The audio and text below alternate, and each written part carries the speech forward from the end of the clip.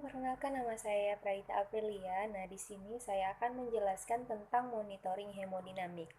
Nah, yang dimana hemodinamik itu merupakan aliran darah dalam sistem peredaran tubuh, baik melalui sirkulasi besar maupun sirkulasi dalam paru-paru.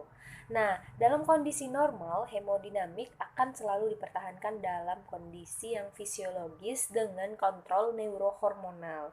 Nah, di sini juga saya akan menjelaskan indikasi uh, pada hemodinamik. Yang pertama itu ada infak miokard, yang kedua ada pasca operasi jantung, yang ketiga ada penyakit jantung, yang keempat ada hipertensi pulmonal, yang kelima itu ada gagal jantung.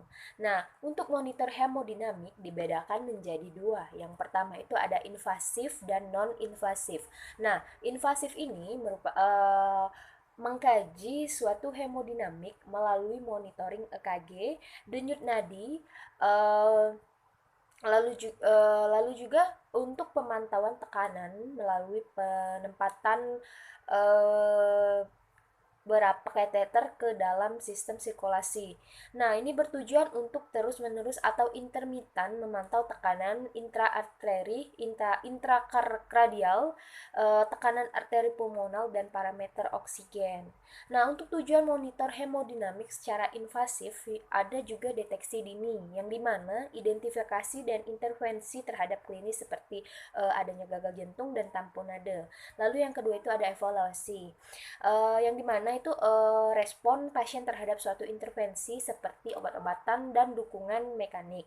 Lalu yang ketiga itu ada evaluasi efektivitas fungsi kardiovaskular seperti cardiac output dan indeks. Nah, untuk manfaat monitoring hemodinamik invasif ini ada satu, mengukur tekanan darah, yang kedua itu mengetahui gelombang tekanan di dalam ruang jantung, yang ketiga ada tempat pengambilan sampel darah arteri.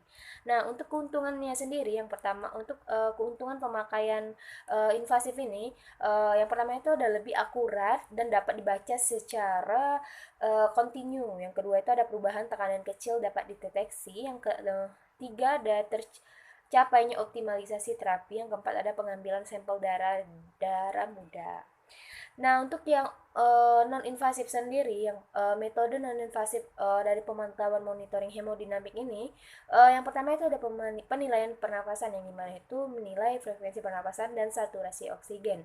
Yang kedua itu ada penilaian EKG, yang ketiga ada produksi urin, yang keempat ada pengukuran tekanan dan arterial, yang kelima itu ada denyut nadi, yang keenam itu penilaian suhu.